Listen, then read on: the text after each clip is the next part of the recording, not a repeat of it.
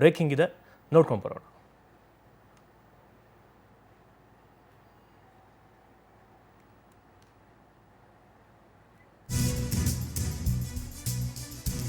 S 2022 Mangaluru cooker bomb blast ಪ್ರಕರಣಕ್ಕೆ ಸಂಬಂಧಪಟ್ಟ ಹಾಗೆ ಅಪರಾಧಿ ಶಾರಿಕ್ಗೆ 10 ವರ್ಷ ಕಠಿಣ ಜೈಲು ಶಿಕ್ಷೆ ಆದೇಶವನ್ನು ಮಾಡಲಾಗಿದೆ.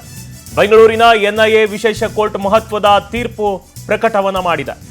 ಮೊಹಮ್ಮದ್ ಶಾರಿಕ್ಗೆ ಎನ್ಐಎ ಕೋರ್ಟ್ನಿಂದ 10 ವರ್ಷ ಜೈಲು ಶಿಕ್ಷೆ ಆಗಿರೋದು. ಇನ್ನು 2022ರಲ್ಲಿ ಮಂಗಳೂರಲ್ಲಿ ಕುಕ್ಕರ್ ಬಾಂಬ್ ಬ್ಲಾಸ್ಟ್ ಆಗಿತ್ತು. ಆ ಒಂದು ಪ್ರಕರಣಕ್ಕೆ ಸಂಬಂಧಪಟ್ಟ ಹಾಗೆ ಅಪರಾಧಿ ಶಾರಿಕ್ಗೆ ಇದೀಗ ಎನ್ಐಎ ಕೋರ್ಟ್ನಿಂದ 10 ವರ್ಷ ಜೈಲು ಶಿಕ್ಷೆ ಆಗಿದೆ. ಆರೋಪಿಯು ನ್ಯಾಯಾಲಯದ ಮುಂದೆ ತನ್ನ ಮೇಲಿನ ಆರೋಪಗಳನ್ನು ಒಪ್ಪಿಕೊಂಡ ಹಿನ್ನೆಲೆಯಲ್ಲಿ ನ್ಯಾಯಾಲಯವು 10 ವರ್ಷಗಳ ಜೈಲುವಾಸ ಹಾಗೂ ದಂಡವನ್ನ ವಿಧಿಸಿದೆ. 2022ರ ನವೆಂಬರ್ನಲ್ಲಿ ಮಂಗಳೂರಿನ ನಾಗೂರಿನಲ್ಲಿ ಆಟೋ ರಿಕ್ಷಾದಲ್ಲಿ ಕುಕ್ಕರ್ ಬಾಂಬ್ ಸ್ಫೋಟಗೊಂಡಿತ್ತು. ಈ ಸ್ಫೋಟದಲ್ಲಿ ಆಟೋ ಚಾಲಕ ಪುರುಷೋತ್ತಮ್ ಪೂಜಾರಿ ಮತ್ತು ಆರೋಪಿ ಶಾರಿಕ್ ಇಬ್ಬರೂ ಕೂಡ ಗಾಯಗೊಂಡಿದ್ರು.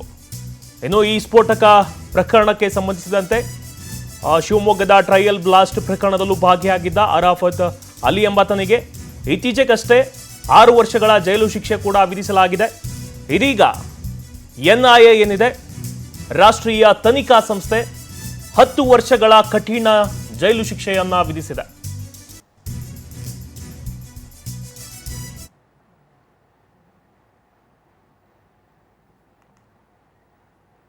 ದೃಶ್ಯದಲ್ಲಿ ಗಮನಿಸ್ತಾ ಇರುವುದು ನೀವು, ಇದು 2022ರಲ್ಲಿ ನಡೆದಂತಹ ಕುಕ್ಕರ್ ಬ್ಲಾಸ್ಟ್.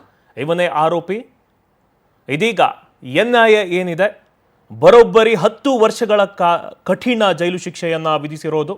ಆರೋಪಿ ಏನಿದ್ದಾನೆ ನ್ಯಾಯಾಲಯದ ಮುಂದೆ ತನ್ನ ಮೇಲಿನ ಆರೋಪಗಳನ್ನು ಒಪ್ಪಿಕೊಂಡಿದ್ದಾನೆ. ಇದೇ ಹಿನ್ನೆಲೆಯಲ್ಲಿ ನ್ಯಾಯಾಲಯ 10 ವರ್ಷಗಳ ಜೈಲುವಾಸ ಹಾಗೂ ದಂಡವನ್ನು ವಿಧಿಸಿರೋದು. ಮೊದಲೇ ಇವನು ಬಾಂಬ್ ತಯಾರಿಕೆಯ ಬಗ್ಗೆ ತರಬೇತಿಯನ್ನು ಪಡೆದಿರ್ತಾನೆ.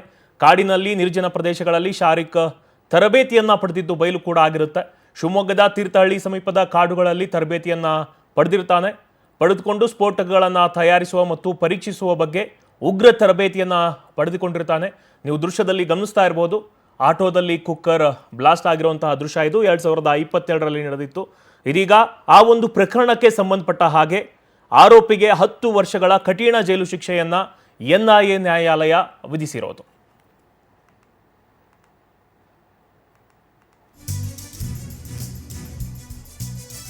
ಮಂಗಳೂರು ಕುಕ್ಕರ್ ಬಾಂಬ್ ಸ್ಫೋಟದ ಕಿಂಗ್ ಪಿನ್ ಶಾರಿಕ್ ಇವನು.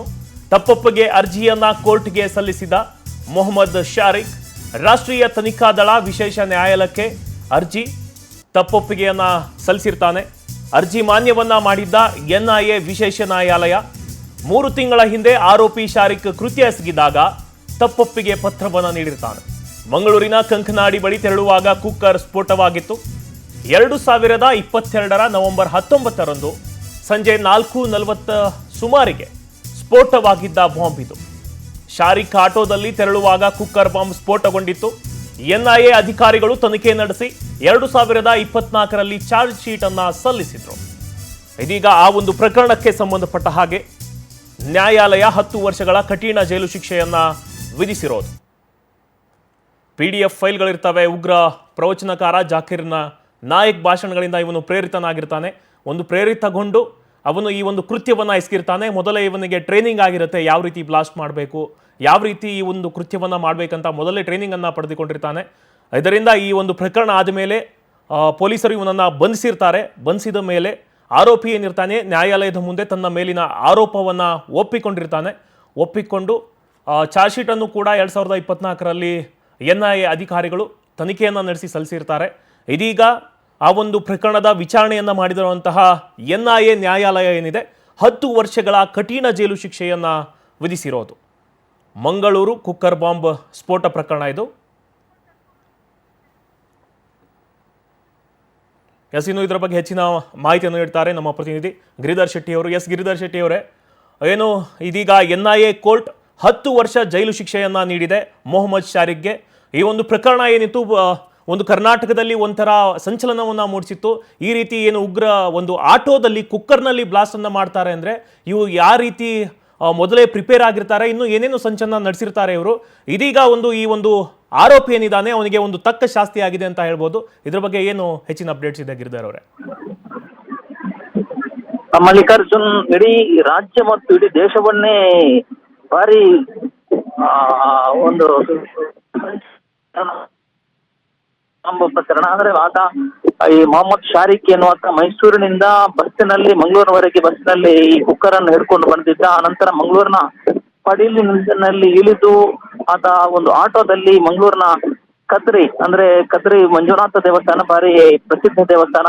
ದೇವಸ್ಥಾನದ ಬಳಿ ಈ ಒಂದು ಬಾಂಬ್ ಅನ್ನು ಇಡುವುದಕ್ಕೆ ಎಲ್ಲ ತಯಾರು ಮಾಡ್ಕೊಂಡಿದ್ದ. ಆದ್ರೆ ಆ ಪಡೀಲ್ನಲ್ಲಿ ಇಳಿದು ಆಟೋದಲ್ಲಿ ಬರ್ತಿದ್ದಾಗಲೇ ಆ ಪಡೀಲ್ನಿಂದ 1 ಕಿಲೋಮೀಟರ್ ಅಂತರದಲ್ಲಿ ಅಂದ್ರೆ ನಾಗೂರಿ ಎಂಬಲ್ಲಿ ಕುಕ್ಕರ್ ಬಾಂಬ್ ಸ್ಫೋಟ ಆಗಿತ್ತು. ಆ ಪ್ರಕರಣದಲ್ಲಿ ಆಟೋ ಡ್ರೈವರ್ ಮತ್ತು ಅದನ್ನು ಹಿಡ್ಕೊಂಡಿದ್ದ ಮೊಹಮ್ಮದ್ ಶಾರಿಕ್ ತೀವ್ರ ಗಾಯಗೊಂಡಿದ್ರು. ಅನಂತರ ಮೊಹಮ್ಮದ್ ಶಾರಿಕ್ 4 ತಿಂಗಳ ಕಾಲ ಮಂಗಳೂರು ಮತ್ತೆ ಅನಂತರ ಬೆಂಗಳೂರಿನ ವಿಕ್ಟೋರಿಯಾ ಆಸ್ಪತ್ರೆಯಲ್ಲಿ ಚಿಕಿತ್ಸೆ ಪಡೆದು ಅನಂತರ ಜೈಲು ಪಾಲಾಗಿದ್ದ. ಇದೀಗ ಬೆಂಗಳೂರಿನ NIA ವಿಶೇಷ ಕೋರ್ಟ್ ಆರೋಪಿ ಮೊಹಮ್ಮದ್ ಶಾರಿಕ್ ವಿರುದ್ಧ ಈಗ ಕೋರ್ಟ್ ತೀರ್ಪು ನೀಡಿರುವಂತದ್ದು 10 ವರ್ಷಗಳ ಕಠಿಣ ಶಿಕ್ಷೆಯನ್ನು ಜಾರಿಗೊಳಿಸಿ ಈಗ ತೀರ್ಪು ನೀಡಿದೆ. ಇದರ ನಡುವೆ ಒಂದು ವರ್ಷದ ಹಿಂದೆಯೇ ಮೊಹಮ್ಮದ್ ಶಾರಿಕ್ ಲಿಖಿತ ಹೇಳಿಕೆಯನ್ನು ಕೂಡ ನೀಡಿದ್ದಾನೆ. ತಪ್ಪೊಪ್ಪಿಗೆ ಹೇಳಿಕೆಯನ್ನು ಕೂಡ ನೀಡಿರುವಂತದ್ದು ಸಿಬಿಐ ಏನು ತನಿಖೆ ನಡೆಸ್ತಾ ಇದ್ದಂತಹ NIA ಅಧಿಕಾರಿಗಳ ಮುಂದೆ. ಆ ಸಂದರ್ಭದಲ್ಲಿ ISIS ಪ್ರೇರಣೆಯಿಂದ ಈ ಒಂದು ಕೃತ್ಯವನ್ನು ಎಸಗಿದೆ ಅನ್ನೋ ಮಾತನ್ನು ಕೂಡ ಹೇಳಿದ್ದ ಅನ್ನೋ ಮಾಹಿತಿಯನ್ನು NIA ಅಧಿಕಾರಿಗಳು ರಿವೀಲ್ ಮಾಡಿದ್ದರು.